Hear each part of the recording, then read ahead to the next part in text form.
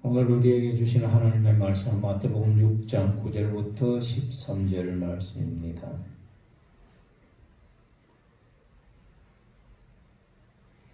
그러므로 너희는 이렇게 기도하라. 하늘에 계신 우리 아버지의 이름이 거룩히 여김을 받으시오며 나라가 임하시오며 뜻이 하늘에서 이룬 것 같이 땅에서도 이루어지이다. 오늘 우리에게 일용할 양식을 주시옵고 우리가 우리에게 죄 지은 자를 사하여 준 것 같이 우리 죄를 사하여 주시옵고 우리를 시험에 들게 하지 마시옵고 다만 악에서 구하시옵소서. 나라와 권세와 영광이 아버지께 영원히 있사옵나이다. 아멘. 오늘 우리에게 주시는 하나님의 말씀입니다. 기도하겠습니다. 감사하신 주님, 이제 또 부족한 종이 주님의 거룩하신 말씀을 들고 섰습니다. 성령의 거룩한 두루마기를 입혀주셔서 준비한 말씀 잘 대언할 수 있도록 도와주시기를 원합니다. 말씀을 전하는 사람과 듣는 사람이 성령 가운데서 빛의 은혜를 나누는 귀한 시간 되게 도와주시옵소서. 예수님의 이름으로 기도드립니다. 아멘.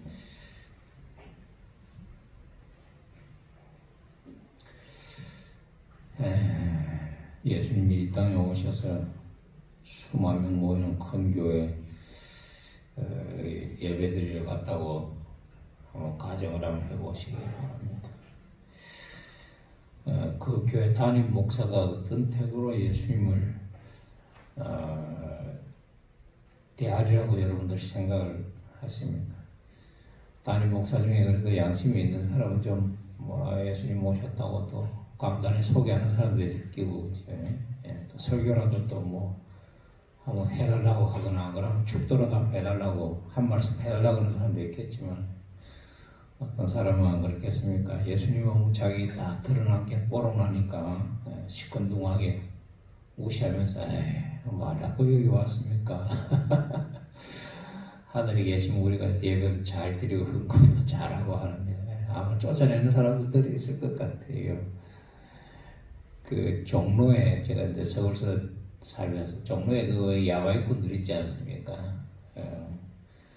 그 사람들한테 그 형사들이나 혹은 좀 이 같은 꾼들이 가면요, 말하고 왔으니까 하면서 밀어내요. 그냥 가시라고. 자기를 사방이 된다는 거죠. 이게 오늘 이 설교 주제가 이게 지금 사실 주기도문에서 하나님의 나라거든요. 나라에 임하옵시며 하는 설교인데, 각 성서마다 이게 조금씩 다르게 번역이 되어 있어요. 개역 개정판 성서를 보니까 나라가 임하시오며라는 번역이 되어 있고, 공동 번역 성경은 아버지의 나라가 오게 하시며 제일 알기 쉽게 번역이 되어 있습니다. 또 표준 세번역 성서는 나라가 임하게 하시오며, 임한다는 말은 위에서 쑥 내려오는 게거든요. 이렇게 그냥 그게 아니고 훅 하고 이렇게 내려오는 걸 임한다 그럽니다. 성령이 임한다 할 때 바로 이런 단어를 씁니다. 하나님의 나라가 임하옵시며 하는 이 구절을 이해하려고 그러면 하나님 나라에 대한 사실 이해가 필요합니다.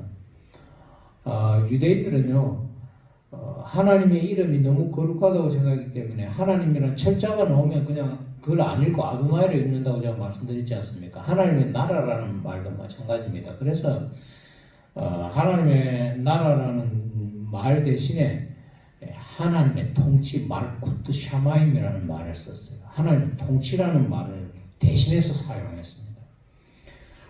예수님도요, 예수님이 이 땅에 오셔서 그 사역을 하시면서 예수님 사역의 핵심이 회개하라 천국이 가까웠다는 거 아닙니까? 천국이 바로 하나님의 나라입니다.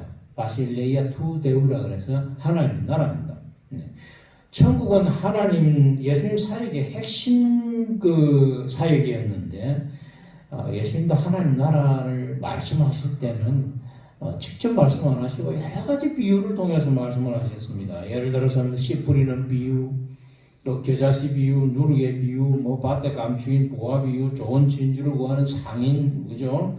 바다에 그물을 치고 고기 잡는 비유, 그죠? 꺽 잡아가면 꺽 가리는 이런 비유. 그 다음에 또 열처녀 비유도 하나님 나라 천국 그 등을 들고 뭐 준비하고 뭐 5천년 들어가고 뭐 그 열처녀 비유도 그렇고, 그다음 달란트 비유도 역시 마찬가지입니다. 이게 다 하나님 나라 비유거든요.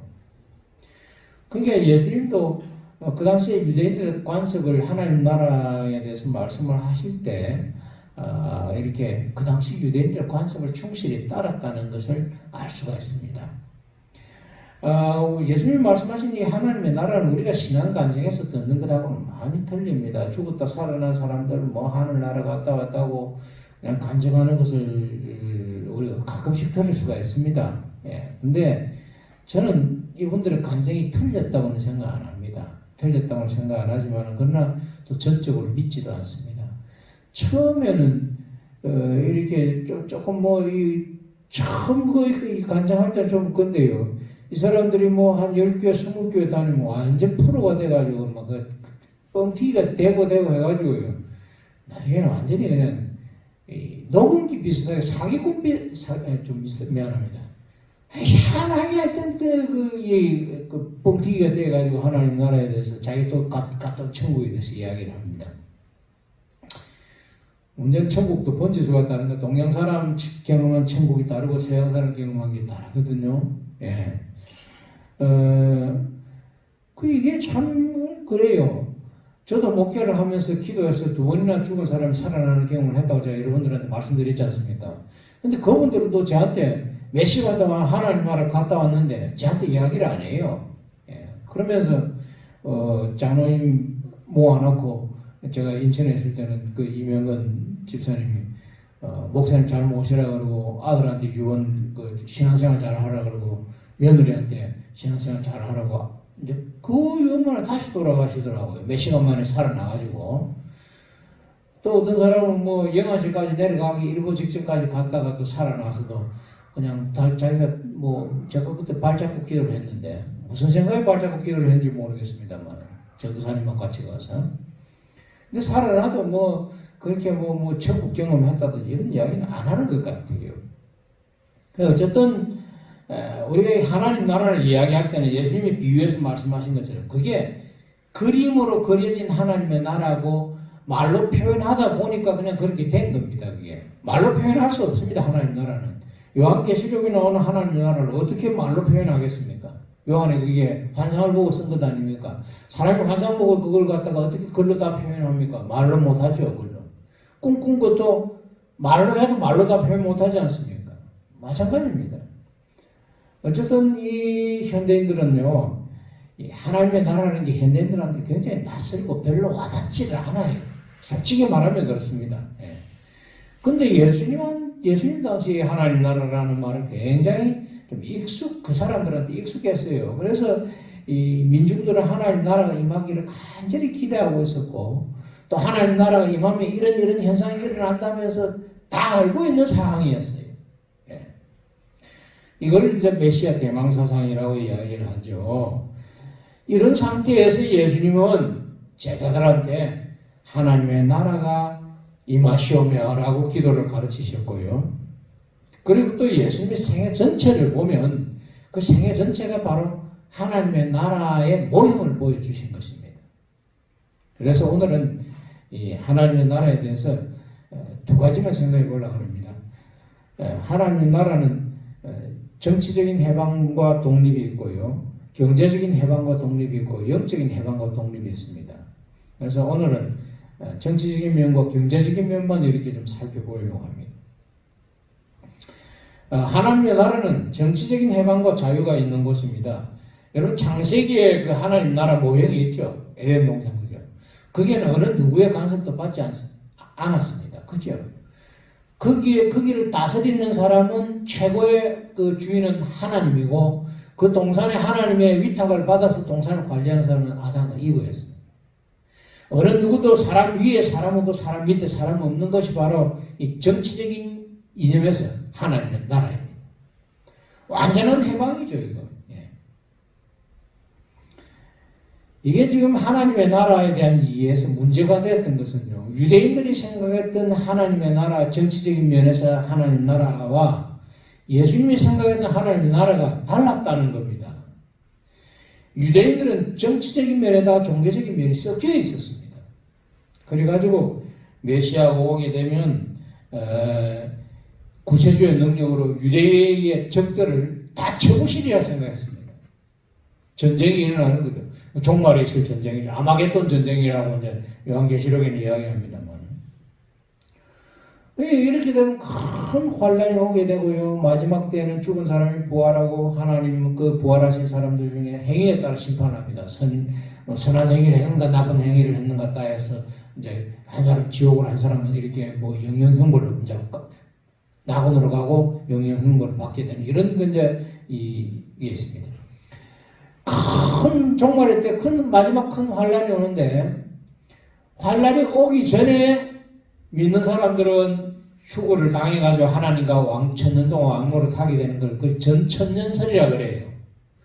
그 다음에 환란이 다 끝난 다음에 하나님이 다 심판해가 선인과 악인을 가려낸 다음에 선한 사람들이 하나님과 더불어 천년 동안 왕노릇 하게 되는 것을 후천년설이라고 합니다. 근데 요한계시록을 읽어보면 전천년설인지 후천년설인지 정확하게 알 수가 없기 때문에 이게 전천년설도 나오고 후천년설도 나오는 겁니다. 이게 지금. 그렇게 그림 언어이기 때문에 사람이 해석하기에 따라 다른 겁니다. 뭐 우리가 인상파 화가들 그림을 보고 그거 어떻게 해석하겠습니까? 그죠? 초현실주의 화가 그림을 보고 뭐라고 해석을 하겠습니까? 안 그렇습니까? 해석하기 나름입니다. 이게 좀. 왜 그러면 예수님 당시에 유대인들은 이처럼 하나님 나라의 집사가게 되었는가? 역사가 그랬기 때문에 그렇습니다. 아브라함이 75살에 부름을 받아가 평생 동안 뜨거리 생활을 하지 않습니까? 그죠?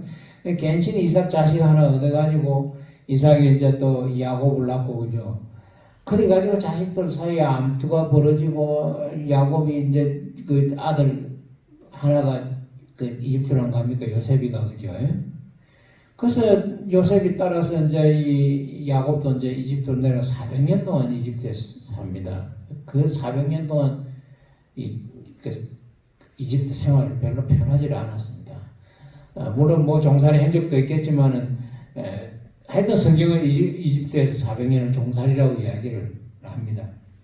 그리고 400년 뒤에 출애굽을 하게 되는데 출애굽을 해가지고 그냥 바로 광야에 가나안 땅에 들어간 게 아니고 광야에서 또 40년 빽빽이 돕니다. 그러니까 출애굽 세대가 다 죽고 새로운 세대가 가나안 땅에 들어갔는데 거기에서 토착민들이 살고 있지 않습니까 이미.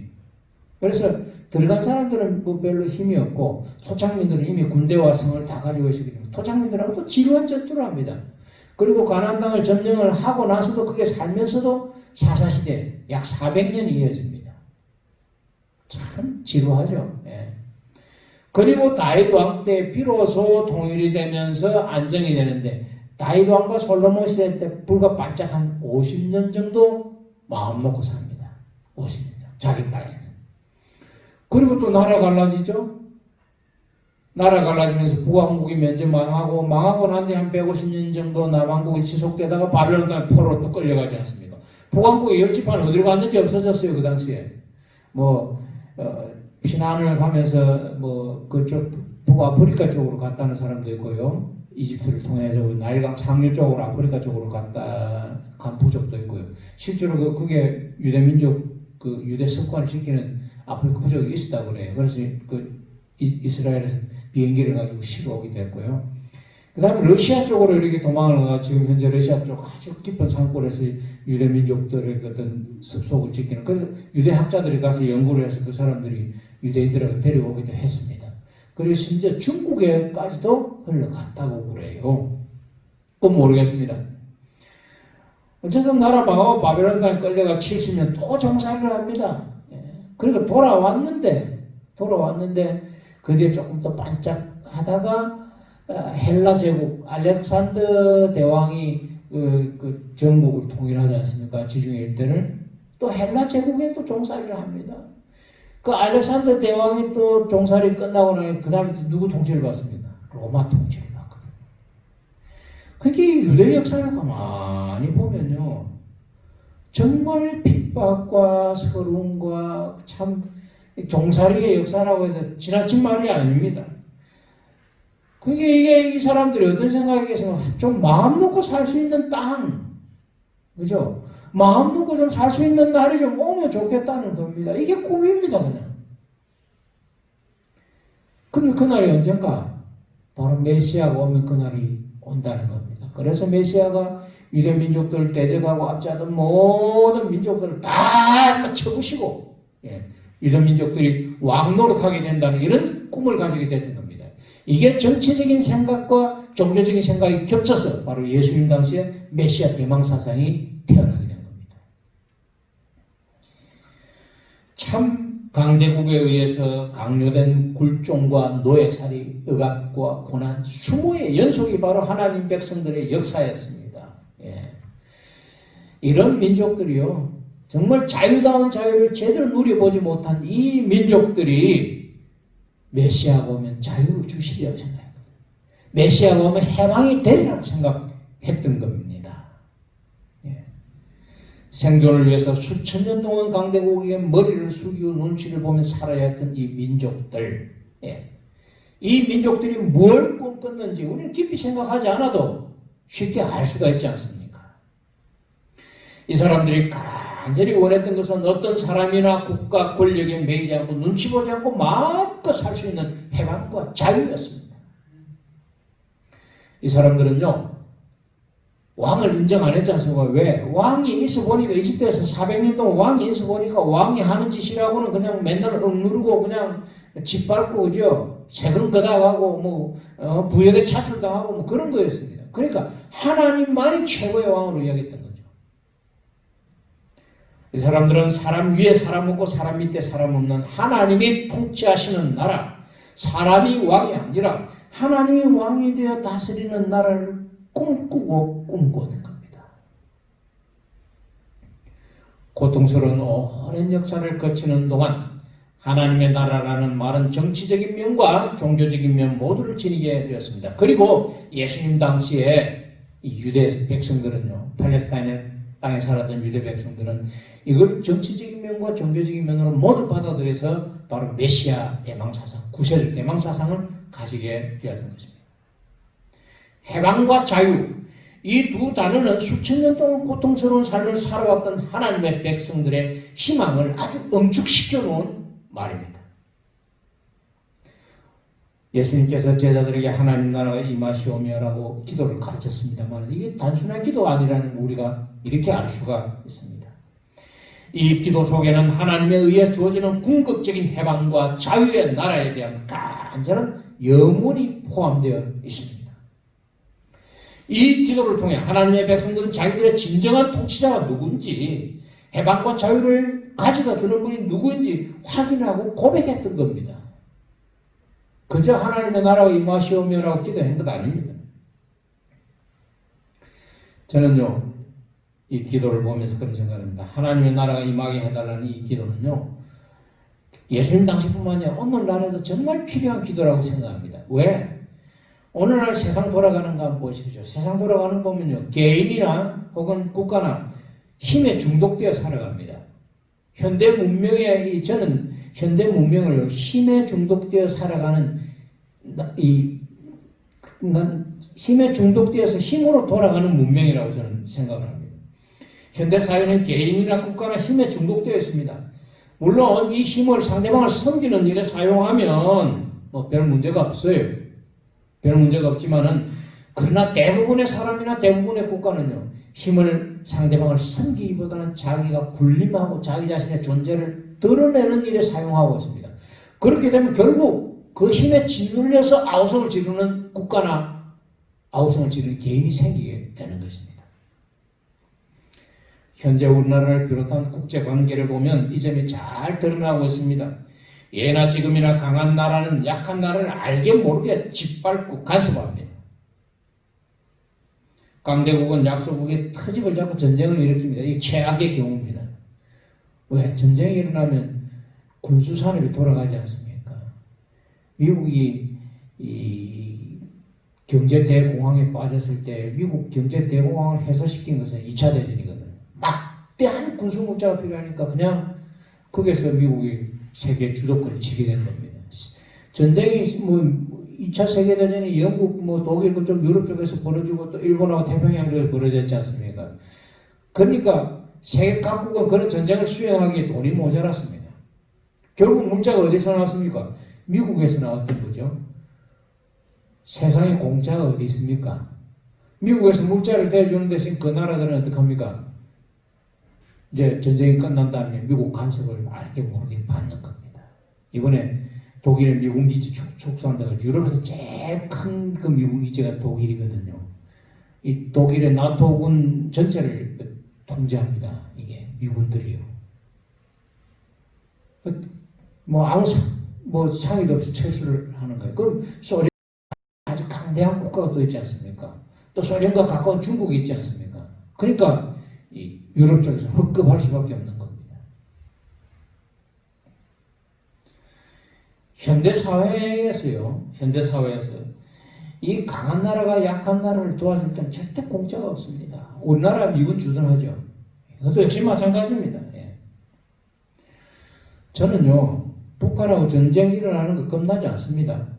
하면 이기는 건 사실이에요. 그러나 전쟁 기간이 길어지면 우리 남한이나 북한이나 6.25 전상대로 돌아갑니다. 이게 북한 사람들은 가난에 익숙하기 때문에 또 별 문제지만은 남한 사람들은 이미 부의 맛을 봤지 않습니까? 그죠? 그러니까 전쟁이 일어나서 남한 사람들이 잃을 게 많지만 북한 사람들은 제일 막판에 가면 뭐라 그럽니까? 에이 그냥 확 들이받아 빈다는 겁니다. 직장생활 하다가 뿔따고 나면 웃사람 한번 들이받고 옷 벗는다는 식으로 들이받아 비는 겁니다. 그렇게 되면 결국 남한 사람들 옛날 6.25 이전 상태로 돌아가서 좀 피곤해지는 겁니다. 예. 전쟁이 일어나는 거, 일어나면 북한하고 우리도 최선을 다해 싸워야죠. 겁나지 않습니다. 이북의 큰 소리, 김정은이 큰 소리 쳐서도요. 또 우리나라들은 또 대비가 다 되어 있습니다. 예, 알는 소리 하지만 절대 군사 기밀이라는 거는요. 그렇게 호락호락하지 않아요, 군사라는. 한 개인으로부터 국제관계에 이르기까지 지구상에 존재하는 모든 국가들은요.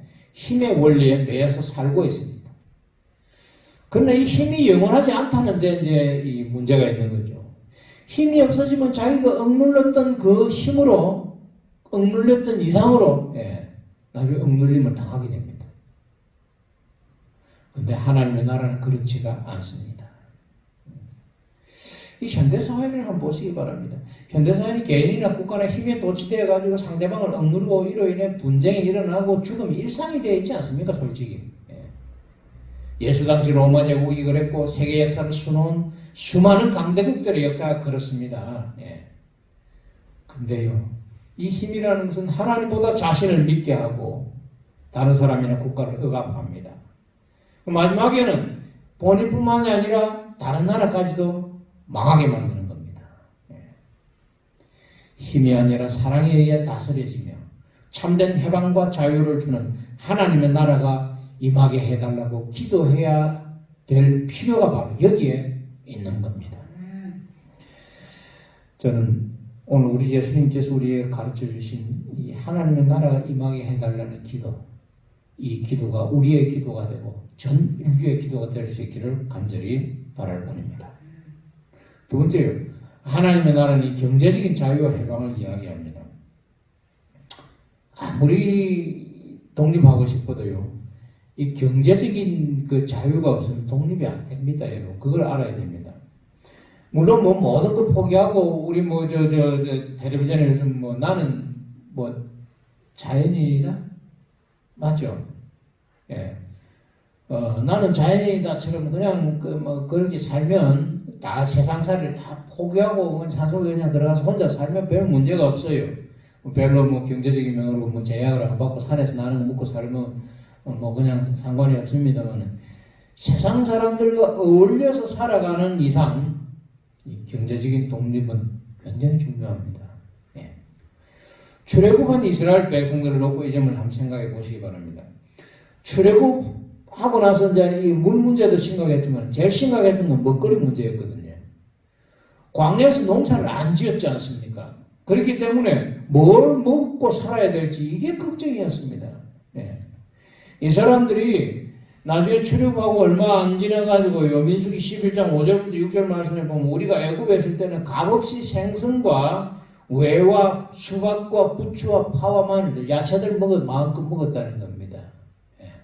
그리고 이집트 나일강에서 나는 생선도 마음껏 먹었다는 겁니다. 그런데 이제는 우리 정력이 쇠약하되 만나 외에는 먹을 게 없다 그랬습니다.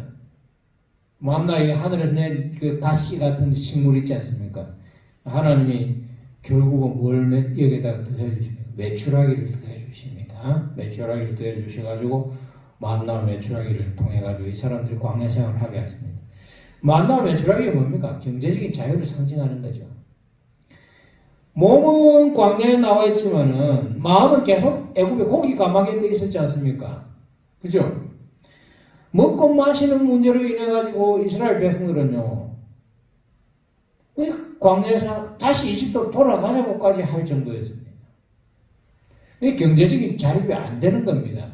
하나님이 만나고 메추라기를 주지 않으면 그 광야에서 꼼짝없이 굶주려 죽는 겁니다. 이스라엘 백성들이 광야에서 먹고 마시는 문제로 인해서 불평한 것은요, 우리에게 그다지 낯선 풍경은 아니라고 저는 생각합니다. 지금 세계 각국은 자기 나라 국민들을 먹여 살리기 위해서 애를 쓰고 있지 않습니까? 그죠? 이 각국 지도자들이 국민들을 먹여 살리기 위해서 정책을 위반하고 국제 조약을 맺습니다. 예. 그리고 경제가 서로 엮이면서 물류가 왔다 갔다 하고, 그죠? 그게 무역이라 그럽니까? 수출. 우리나라에서 물건 나가면 수출이고 들어오면 수입이고. 그러면서 그 과정에서 돈이 왔다 갔다 하고 그 돈 가지고 먹고 사는 것 아닙니까? 이게 무너지면 정권 유지가 안 되는 거죠. 국가가 유지가 안 되는 겁니다.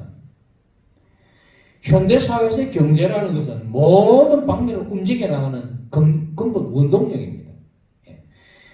이번 코로나19 사태를 한번 보시기 바랍니다. 이게 정말 경제가 얼마나 무서운지 모든 나라에 확실하게 인식을 시켜줬습니다. 코로나19 확산을 막기 위해 각국이 항공편 다 통제했지 않습니까? 교통편도 다 통제를 해버렸죠. 심지어 집에서 나오지 마라 그랬거든요. 심한 나라에서는. 봉쇄령을 딱 내리고 나니까 그 다음 문제가 뭡니까? 각국의 물류가 안 도는 겁니다. 그렇지 않습니까? 여행 가는 사람들 비행기 못 타니까 여행 못 가죠. 여행 못 가니까 항공산업과 그 다음에 그 여행객들을 대해가지고 뭐 먹고 사는 그 여행업 있지 않습니까? 완전히 그냥 뭐 절단 났지 않습니까? 그 여행만 절단 났습니까? 그 사람들 뭐 와서 숙박하고 음식하고 다 뭐 그게 관계된 사람 전부 다 그냥 뭐 완전히 그냥 뭐 난리 난 것 아닙니까?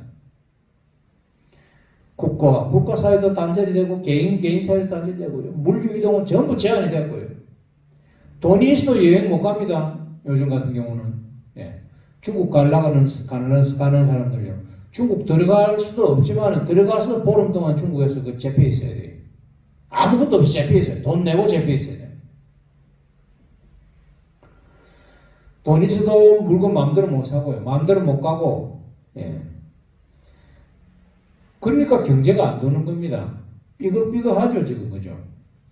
가난한 사람들이 일자리 다 잃어버렸습니다. 특히 가난한 국가, 인도 같은 경우는요, 가난한 국가나 인도뿐만 아니라 남미도 마찬가지입니다만, 이거 뭐 굶어 죽거나 병에 걸려 죽거나 마찬가지라면서 완전 사람들이 그냥 일하다가 죽는다는 겁니다. 예. 감염 되건 말건 일단 먹고 살아야 안 되나, 이겁니다. 세계 각국의 고민이 뭡니까? 감염을 불구하고 경제 봉쇄를 풀 것인지, 안 그러면 계속 그 봉쇄 상태를 유지해야 될 것인지, 이게 각국 지도자들이 고민하는 게 지금 이겁니다. 그만큼 경제가 무서운 겁니다. 우리가 이걸 알아야 됩니다. 경제적인 독립이 없이는 정치적인 독립이 있을 수 없고 신체적인 독립도 있을 수 없습니다. 그만큼 현대사회는요, 경제와 밀접한 연관을 맺고 돌아가고 있습니다. 이런 점에서 만나와 메추라기는요, 이스라엘 백성들에게 경제적인 독립을 준 겁니다. 이집트의 고기 가마 겨철 생각나지 않게 해준 게 바로 만나와 메추라기였습니다. 더 나아가서 모세도 먹고, 모세부터 어린아이가 다 먹은 것 아닙니까? 이런 음식을 먹고 마심으로 말미암아서 그 음식을 통해서 공동체 의식을 지금 가지게 됐고요. 그 다음에 하나님의 능력을 깨닫게 됐고요. 훈련을 하게 된 겁니다.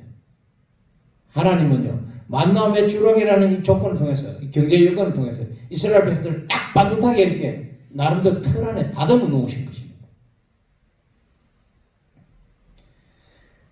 또 만나와 매출하기 한번 보십시오. 하루에 딱 먹을 양만 걷어야 되죠. 그리고 안식일 전날에는 나가서 딱 이틀씩 걷어야 됐습니다. 만약에 평일날 가서 양을 2배로 걷으면 그 다음날에 어떻게 됐습니까? 벌레가 못 먹게 됐죠. 근데 이상하게 안식일 전날 이틀 걷은 거는 또 벌레가 안 나거든요. 그죠? 그러니까 이게 하나님 명령에 순종할 때만 주어지는 양식이었습니다. 이게 먹을 수 있는 양식이었고요. 예. 그러면서 매일 먹을 걸 딱 하루치만 거두게 했던 겁니다. 지나친 탐욕에 대한 경계죠. 이게 만나와 매출하는 게 그저 단순한 그 경제적 개념으로는 이해가 안 됩니다, 여러분. 이게 만나와 매출하기 더 나아가서요, 장차 이스라엘 백성들이 먹고 마시게 될 하나님 나라 잔치를 보여준 겁니다. 만나와 매출하기 이스라엘 백성들이요, 딱 요단강 건너자마자 딱 그쳤습니다. 그친 이 만나와 매출하기가 하나님의 나라가 다시 오게 될 때 다시 만나와 매출하기 내리게 될 것이라고 이스라엘 백성들이 생각했습니다. 이 만나와 매출하기 사건을 재현한 것이 바로 예수님께서 광야에서 오병이어 사건으로 재현하신 겁니다. 만나, 식물성, 매출하기, 동물성, 그죠? 예수님은 물고기 2마리, 동물성이죠. 보리떡 5개, 식물성. 그리고 딱 풍성하게 먹고 굶주리지 않게 먹고 나머지까지 다 거두게 하시는 겁니다. 그러니까 예수님께서는 이 오병이어 사건을 통해서 내가 메시아다라는 것을 백성들에게 보여주신 겁니다. 하나님 나라가 이미 임했다는 걸 보여주신 겁니다. 예. 어쨌든 하나님의 나라라는 것은요, 경제적으로 완전한 독립과 자유가 보장된 것입니다. 마시는 것, 먹는 것, 입는 것으로 인해 하나님의 나라는 차별당하지 않습니다. 하나님의 나라에서는 조건 없이 어느 누구든지 차별받지 않고 풍족하게 먹고 마시고 행복을 누릴 수가 있습니다. 하나님의 나라는 돈에 의해 지위가 결정되고 관계가 형성되는 것이 아닙니다. 하나님의 나라는 돈에 의해 차별받지 않습니다. 다시 말해서 경제적인 여건에 의해 차별받지 않습니다. 이스라엘 백성들이 광야에서 만나와 매출하기를 통해서 먹고 마셨던 것처럼 하나님의 나라는 오직 하나님의 능력에 의해서 공급되고 하나님의 능력에 의해서 풍족함을 받는 균등한 나라, 균등 좀 말이 좀 어렵습니다만, 평등한 나라입니다. 말씀을 맺겠습니다. 오늘 저는 하나님의 나라에 대한 정치와 경제적인 자유에 대해서 말씀을 드렸습니다. 과거와 달리 현재는요, 현대사회는 서로 굉장히 국가와 국가 사이, 개인과 개인 사이 밀접하게 연결되어 있습니다. 특히 경제적인 면은 더 그렇습니다. 발달된 금융업과 물류업으로 인해 국경이 없다고 할 정도로 한 나라의 경제와 다른 나라의 경제는 밀접한 관계를 맺고 있습니다. 이걸 알아야 됩니다. 우리나라도 지금 현재 이만큼 사니까 세계에서 그냥 알아주는 거죠. 만약에 우리나라가 아주 옛날 6.25처럼 산다면요, 이름도 족보도 없이 됩니다. 그걸 알아야 됩니다. 경제적인 독립이 없으면요, 이게 정치적인 독립도 없다는 것을 알아야 합니다. 공짜 점심은 없습니다. 특히 국제관계에서 더 그렇습니다. 국가와 국가 사이에 부자 나라가 가난한 나라를 공짜로 돕는 법이 없습니다. 어쨌든 우리 문제를 우리 스스로 해결해 나가는 이런 자립정신이 필요합니다. 물론 이북처럼 저렇게 저는 봉쇄되는 건 저는 싫어요. 그러나 우리 국내 문제를 외국이 만약에 미국이 뭐 전쟁에 나서 개입을 한다든지 이렇게 되면 또 피곤해집니다. 솔직히 말해서. 예. 그 대가 치러야 돼. 우리나라, 우리 국민들이 치러야 되는 겁니다. 그건. 이것이 국가와 국가 사이의 정치 경제 논리입니다. 정신을 차리고 경제적인 독립과 아울러 정치적인 독립을 위해 노력을 해야 합니다. 경제적인 문제에 지나치게 매이는 것도 문제지만은요, 또 이를 없는 것처럼 무시하고 살 수도 없는 게 현실 아닙니까? 그래서 이 아굴, 잠언 30장 7절부터 9절, 제가 제 목회 소신으로 삼고 있는 구절이라고 말씀드렸지 않습니까? 내가 두 가지를 주께 구하여 사오니 나의 죽기 전에 달라 그랬거든요. 죽기 전에 주시옵소서. 곧 흑탄과 거짓말을 내게서 멀리 하옵시며, 그 다음 두 번째, 나로 가난하게도 마옵시고 부하게도 마옵시고 오직 필요한 양식으로 내게 먹이시옵소서. 혹 내가 배불러서 하나님을 모른다, 여호와가 누구냐 할까 하오며, 혹 내가 가난하여 도적질하고 내 하나님의 이름을 욕되게 할까 두려워한다 그랬거든요. 지나치게 가난하지 않도록 기도해야 하지만 또 부에 찌들어서 몸과 마음을 망치고 믿음을 저버리는 일이 없도록 기도도 해야 합니다. 사람의 욕심은 한정이 없습니다, 여러분. 예. 자족하고 작은 것이라도 만족하면 이렇게 살면 삶이 즐겁고요. 그게 아니고 그냥 계속 욕심을 부리면 아무리 많이 가져도 삶은 피곤합니다. 예. 제일 중요한 것은 내가 현재 삶에 자족하고 감사하는 마음입니다. 저는 요즘 그런 생각을 많이 합니다. 며칠 전에도 저한테 그런 이야기 했어요. 개척교회에 우리 몇 명 안 모이지 않습니까? 이번에도 시차회하고 노회에서 회계보고서를 1년 회계보고서를 올리라 그래요. 그거에 따라서 이제 이게 상납금이 결정이 되거든요. 다른 사람들 다 줄여가지고 보고를 하는, 저는 있는 그대로 보고합니다. 그냥 보고하는데, 사실 개척교회 21년을 하면서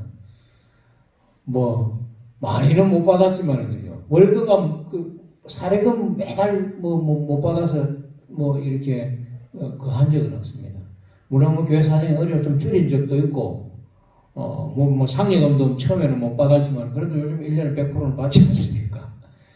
그 감사한 거예요. 개척교회에서 3분의 2가 문을 닫는데 그래도 교회에서 빠지지 않고 사례금 받을 수 있다는 게 얼마나 감사합니까? 게다가 이거 다 썩어가는 건물이지만 그래도 이 안에서는 우리가 뭐를 떡을 치든지 만개를 하든지 누가 뭐를 안 그러지 않습니까? 그죠? 그저 감사한 겁니다. 예. 감사하고 살면 감사한 것이고 원망하고 불평하면 한정도 없는 겁니다. 예. 하나님이 믿음의 길을 가는 우리 모든 교우들에게 경제적으로 좀 쪼들리지 않게 해주시기를 기도합니다. 또 무엇보다도 자족하는 마음 주시기를 기도합니다. 이 땅에 임한 하나님의 나라를 우리의 삶을 통해서 주변 사람들에게 보여주며 살아가는 우리 모든 교우들이 될 수 있기를 간절히 바랍니다. 말씀을 생각하면서 침묵한 시간까지 하겠습니다.